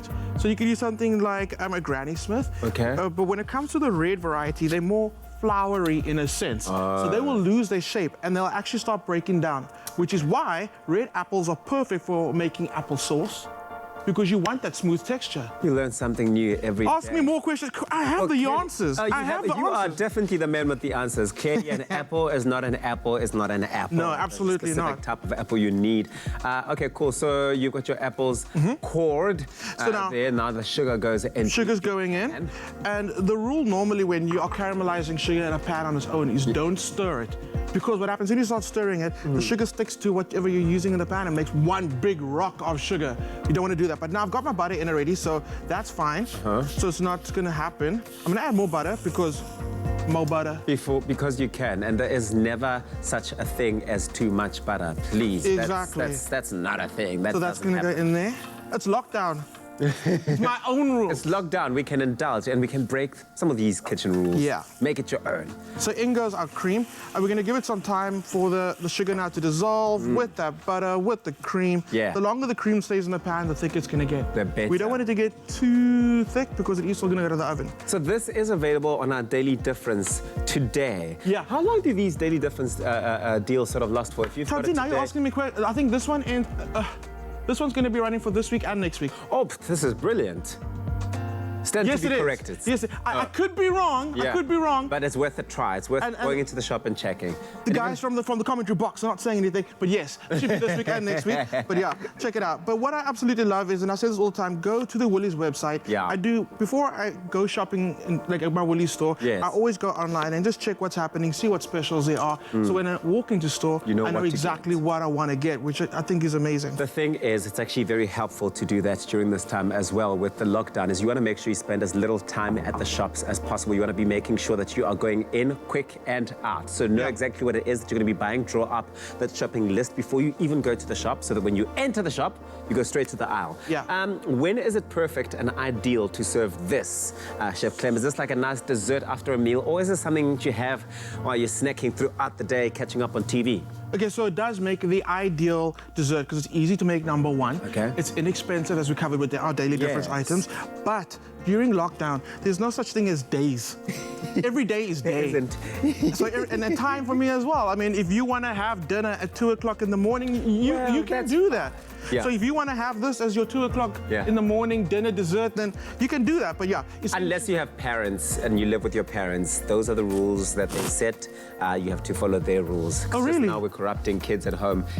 True story. Uncle Clem said that if you want to have dinner at 2 a.m., you can have it. So let's not do that. Let's not do that. Okay, so what you want to do is essentially you want to core all your apples and you want to fill your pan completely with all the apples. We're not going to do it. Maybe we should just try and add some extra right now. So the idea is that you pack it full of all the apples, so there's no, you cover the whole surface with the apples. Well, you need as many as you can. With Ryle on standby with all of his containers, I think you want to make sure that he's got enough for the month. What bus service are you working for? That you keep on throwing Ryle under like it's no one's business? No, I'm not. I'm looking after this man. Somebody's got her. Oh my goodness, oh my goodness. Okay, but no, we share. I'm all about the sharing. Oh, cool. So apples in. So that's going to start softening nicely. So what you're going to do immediately, get your puff pastry out. We spoke about this. Puff pastry, take it out the freezer, give it enough time to thaw. Then, yes, there's a bit in there. Give it enough time to thaw. Is there really? No, there's no bit on the floor. I will pick it up later. I will pick it up later. Yo. Yes. Okay, you have to give it enough time to thaw out naturally. Don't pop it in the microwave. Then all you're going to do is you're going to just peel it back, just like that. Use the actual plastic that it comes with, which I think is so great because a lot of people end up using a lot of flour, making a bigger mess. Don't do that. Use the plastic. This is so handy. I like that. It is. So all you're going to do, just like that, cut off a piece, and essentially you're going to wrap those apples with a blanket of puff pastry and put them to bed. For how long? For what you do is you cover it with that plastic, cover it with a pastry, pop it in the oven for 20 to half an hour. Let that beautiful pastry puff up. Once it puffs up, it looks like this, right? Then you turn the whole pan upside down. And you're going to reveal the beautiful apples and caramel that you started the recipe with. Oh, Clem. Tabzi, have you learned stuff today? Well, have I learned stuff? Is that the question you are asking me, Clem? Well, the answer is yes. Yes. Yes, I have learned a lot. One more time, yes. Many thanks. It's a pleasure. Thank you very much. So I've got this for you. Also, you got to have your tartare with a little bit of custard. Tabzi, would you like to try Sealed the deal. Clem, you are a superstar. This is fantastic. Guys, you want to make sure that you do this. It's an absolute treat that everyone in the household will like. And even if you're staying by yourself, you will love it and you're going to be indulging for a really long time. If you want this recipe, together with all the ingredients, go on to expressoshow.com. We've got it all on there. Chef Clem, again, Tabzi, you are my daily difference. Just to let you know. You make a difference in my day, all the days of my life during this time. Thank you so much for that. I appreciate you. Go buy your mama a house.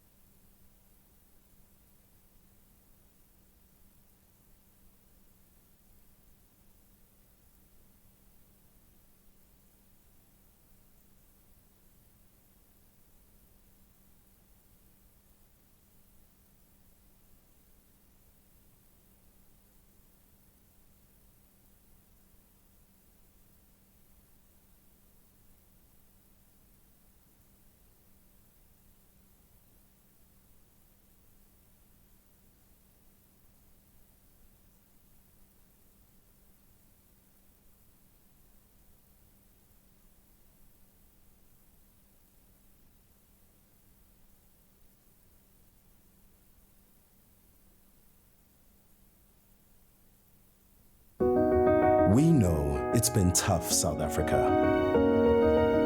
To distance yourself from the warmth of KZN's shores, from exploring the majestic mountaintops of the Ukahlamba Drakensberg, to dancing to the beat of Zulu warriors, from enjoying the thrills of ziplining down Africa's longest zipline at Lake Eland, and marveling at our World Heritage Sites and beauty of the Isimanga Liso Wetland Park, to creating unforgettable adventures walking amongst the Big Five. But while you're missing out on these unbelievable experiences for now, distancing yourself from all the things you love to do, remember, KZN will see you soon. Kumbula, iKZN izonibona kungebudala. Believe it.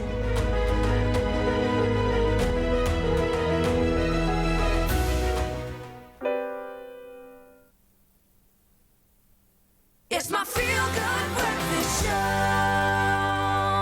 Back to your Feel Good Breakfast Show, Wednesday morning, live, large and in charge, just for a few more minutes on your Feel Good Breakfast Show. And we thought to just quickly take a look at our social media platforms to see what you've been saying about the special occasions that you've celebrated during lockdown and how you've done so. Let's take a look. Yes, so the first one comes from Louise Munsemi. She says, yes, hubby's birthday. My family had a drive-by. Look at that. Louise, I'm not quite sure, hey? Louise, is that an essential driving? Is that an essential service, Louise? Are they allowed to be on the roads, Louise? Good day, belly police! Belly police! Somebody belly... No, I'm kidding. Happy belated birthday to your hubby, Louise. That's like very thoughtful. Yeah. We also got a comment from Simone Candice January, who said, I celebrated my first Mother's Day as a new mommy. Congratulations, mommy. My daughter Bella is 3 months old now. That is so precious. That is so adorable, then. And last but not least, Utsehofaso no Molefe says, we celebrated my son and hubby's birthday and threw a small nyana braai. I hope that braai is just you, the hubby, and the baby. Does it? Now you can see, if you divide up the pieces of meat, That's there, true. it's 2 per person. I know, the maths make sense. 2, 4, 6, 8. I get the extra pieces. for hubby. Extra for hubby. Oh, the hubby has 4. 2 each, and then 2 for hubby. How old is the baby? You celebrated how old is the My wings son- are for the child? Yes, exactly. Okay, that makes sense. Can do it. Which piece do you eat? Okay. When you're trying to limit people's meat consumption here.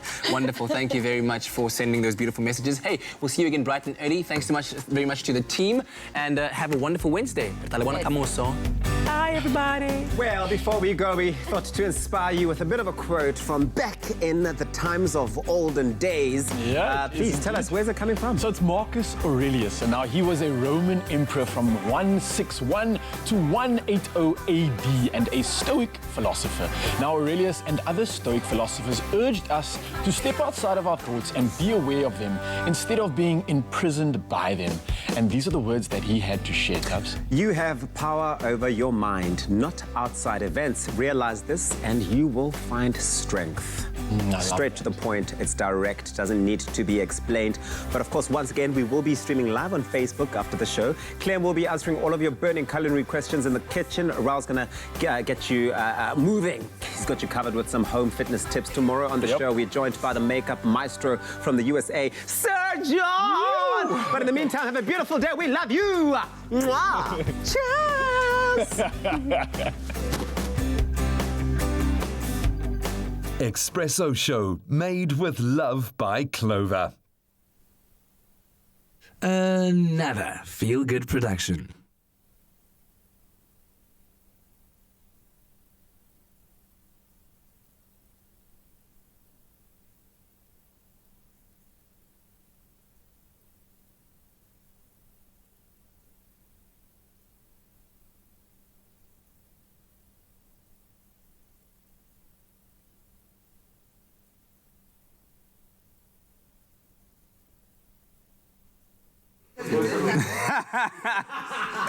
Sean, boys have a quickly. Look at that done. Who won? Lanes. Daddy, what?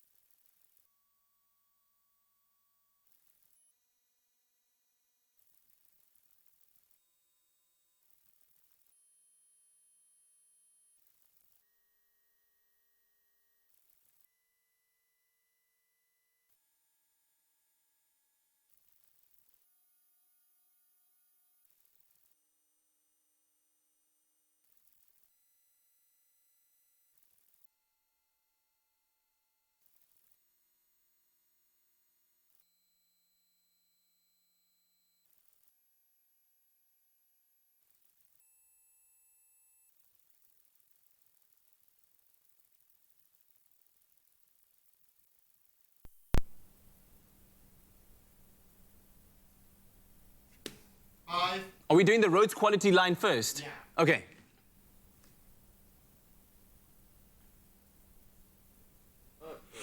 You're sure.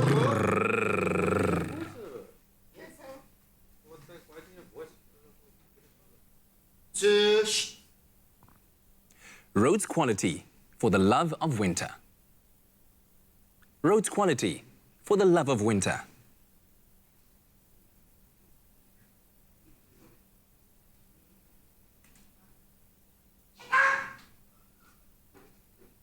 Stand by for Ricky's pickup. Yeah.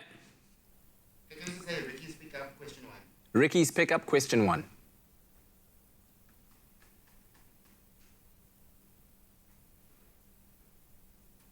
Whenever you're ready. Oh, okay. I thought you were going to count me down. Sorry. Staring into the blackness there. Okay. 3, 2. Yo, Ricky, it's good to see you.